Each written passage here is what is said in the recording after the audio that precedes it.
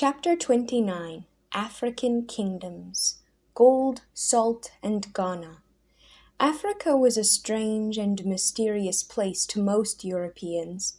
Beneath the North African coast was the Sahara Desert, a wide, barren, oven-hot stretch of earth where a traveler could be lost in a sandstorm or die of thirst in the trackless, dry wilderness. Few people crossed the Sahara Desert to find out what lay south of it, so hardly anyone knew what lay south of the desert. Because they had never seen the rest of Africa, Europeans called Africa the Dark Continent.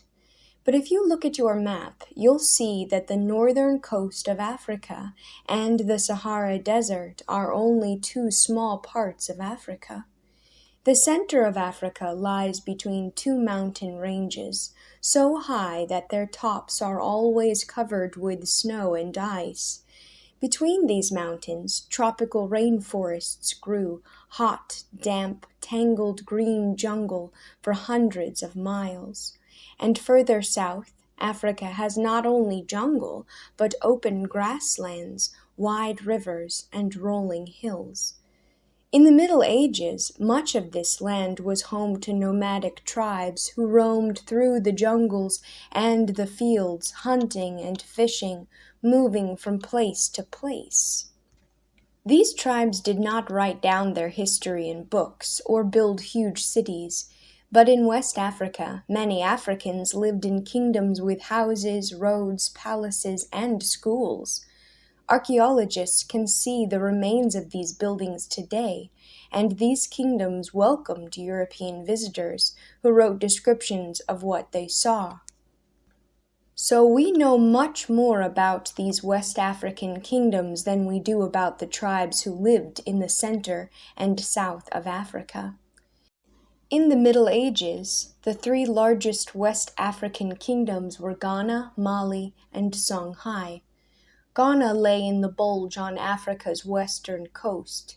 The people of Ghana lived in houses made of red clay, dried as hard as cement, and covered with roofs made out of reeds or straw. Most were farmers who grew rice, cotton, okra, pumpkins, watermelons, and sesame seeds. They kept chickens and hunted buffalo, antelope, and wild birds for meat. Each man had to serve in the army for 1 month out of every year, so they spent part of every workday making swords, shields, bows, and arrows. Craftsmen made pots, cloth, copper jewelry, and iron tools. Ghanaian ironworkers were treated like magicians. They kept their ironworking skills secret, so that no one knew exactly how the iron tools were made, and blacksmiths had religious rites and rituals of their own.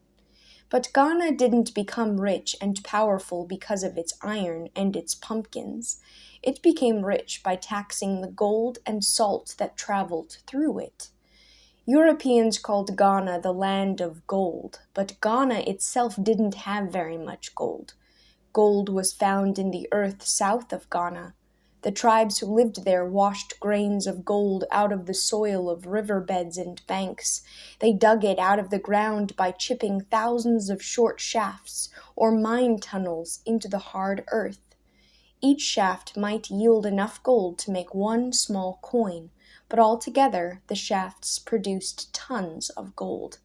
The West Africans made jewelry, daggers, royal ornaments, and even masks from gold, and they sold gold to the Arab merchants who lived in the north of Africa.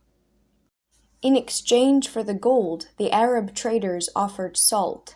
In a hot country like Africa, the people needed to eat salt in order to stay healthy.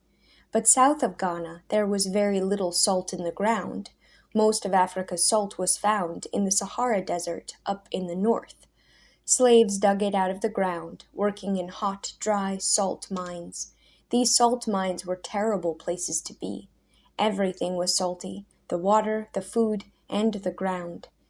In the city of Tagaza, where the largest mines were located, even the houses and mosques were built out of blocks of salt, covered with camel skins.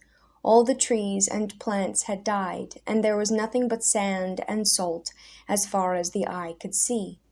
Today, we still say that unpleasant work is like working in the salt mines. The Arab traders brought their salt south to trade for gold, and the West African gold miners brought their gold north to trade for salt. Both the salt and the gold had to go through Ghana. So the king of Ghana charged a toll for every pound of gold and salt that went through his kingdom. Soon Ghana became very rich indeed. Eventually, Ghana grew into a powerful empire that boasted an army of 200,000 archers and a huge capital city. The king lived in his own private section of the city, with the houses of his priests and wise men surrounding him. A Muslim historian named al-Bakri visited the king of Ghana and wrote down what he saw for others to read. This is how he described the royal court. When the king invites his people to come before him and tell him about their complaints, he sits beneath a tent, with his horses tethered all around it, each horse draped in gold cloth. He wears necklaces of gold, bracelets of gold, and a cloth cap woven with gold. 10 pages stand behind him, each holding a shield and a sword with a golden hilt. His noblemen sit on his right. They wear gorgeous clothes and have gold braided into their hair. The governors and city officials sit on the ground at his feet. The entrance to the tent is guarded by dogs with collars of gold and silver, and they never leave their master's presence. The kingdom of Ghana flourished for many years, but when its kings refused to convert to Islam, other African Muslims attacked its cities again and again. Ghana began to grow weaker, and the Islamic kingdom nearest to Ghana, Mali, was growing stronger.